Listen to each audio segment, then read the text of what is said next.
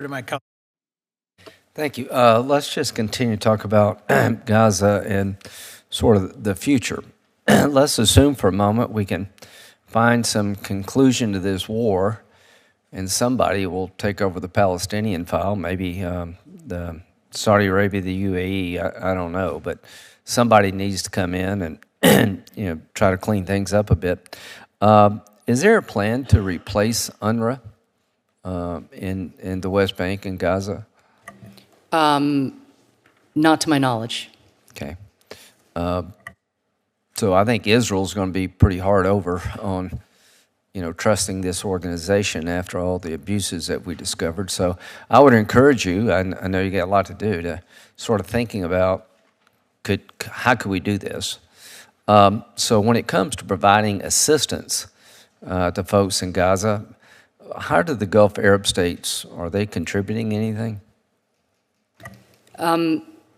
Yes, absolutely. I think you've seen particularly Emirati leadership. They have been critical in leading also for alternative routes into Gaza, helping spearhead the effort to do maritime deliveries, indeed partnering with the World Central Kitchen, which suffered the horrific attack last week.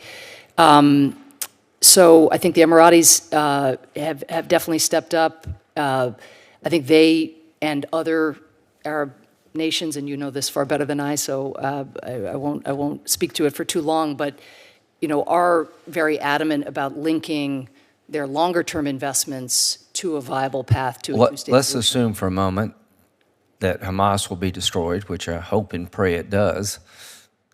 Who's going to take over Gaza? Do we have any idea?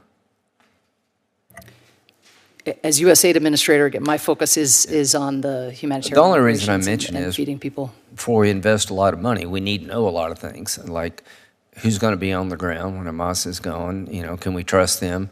What kind of partners we'll have? So that's important to me. I like to be an investor, but I want to know what I'm investing in. How would you describe the situation in Gaza? Is it, you say, near famine? How would you describe that? Well, I think as you know well, the IPC report indicates that famine conditions are already present in northern Gaza and looming how many trucks, for much of the south. Do you know how many trucks are allowed in to Gaza in terms of food delivery? Yeah, well, we've had sort of our best 48 hours since the beginning of the war. So I think more than 400 trucks today, more than 300 yesterday. That's after Before it was around 200, I think, right? Pardon me? Before this, it was around 200. Yeah, I mean, and some days under 100. And to be clear, when we talk about trucks, sometimes we blur a lot of things together. I mean, before the war, as you well know, there were 500 trucks getting in. When we talk about trucks, that's not all food. In fact, a very small percentage of what goes in, relatively speaking, is food. And if you think about all of the destruction of farmland and granaries and marketplaces and people's own stockpiles in their homes, we need to go way beyond even the 500 trucks that I hope we can approach here in the coming days. Based on what you hear and what your people see, do you think Israel has been using food as a weapon of war? I think that Israel has not done enough to facilitate the kind of humanitarian access we need to avert the kind of food conditions that we're seeing, to avert famine. I guess it could always do more. I get what you're saying. But do you think it's been the policy of the Israeli government to use starvation as a tool of war? Again, what we see is that there have been a series of restrictions over many, many months where we, as trusted partners, have tried to describe what the effects of those restrictions are.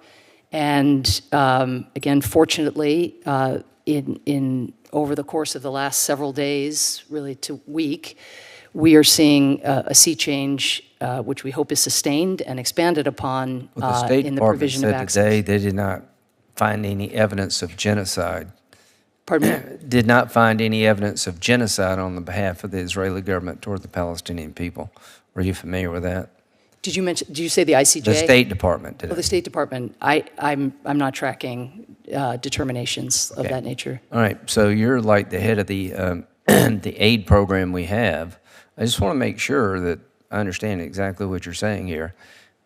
Are you uncertain as to what the Israeli policy is toward allowing food in? Well, what I can describe is engagements with different parts of the Israeli government that have over these months yielded different answers and different results. And what's very important in the last week is that now it appears, again, we're not in the cabinet, but it appears that there's a consolidation of decision-making authority.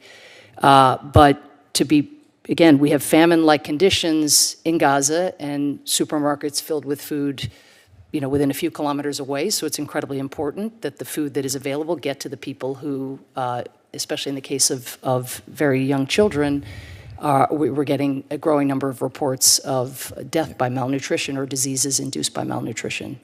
So death by malnutrition, let us know what you find. I'm very curious about that. How many deaths you attribute to malnutrition? Can you report to us your findings? Well, what I can report you back to is the IPC report, which is the gold standard. But what is very, very challenging, in addition, which has in it again the measurement of the circumference of the children in order to show severe acute malnutrition, and then we have the reports from our partners, and I don't have the statistics as of today. I'll check that out. So I got. But could I just make one tiny point, which is just that even your question about can we have better data or real data depends on access, and so this is where again it's allowing our partners to move around to be not at risk of being targeted, so that they can answer questions of the nature you're describing is important. I would imagine that's a pretty difficult thing to accommodate for Israel while you're fighting this war, but we'll try to get them to do better. Sudan, real quickly, what's the top line on Sudan? What should this committee know about what's going on in the Sudan? Well, I'm pleased that the U.S. has appointed an envoy that is engaging with the stakeholders in Africa and the Arab world to try to create a meaningful peace process. But basically, you have two factions that are much more interested in power for themselves than in ensuring that their people have access to food, blockage of convoys that we are funding that could be feeding people who themselves too are facing near famine conditions, particularly in the Darfur area. So it's a horrific situation and a place where we do not have the resources. We don't have the access, as I've described, but even in the places where we have access, because of the drop in our humanitarian budget, we're going to be funding the needs there far less this year than we did last. Thank you, Senator Graham. Thank you, Administrator. I'm going to turn to Senator Murphy.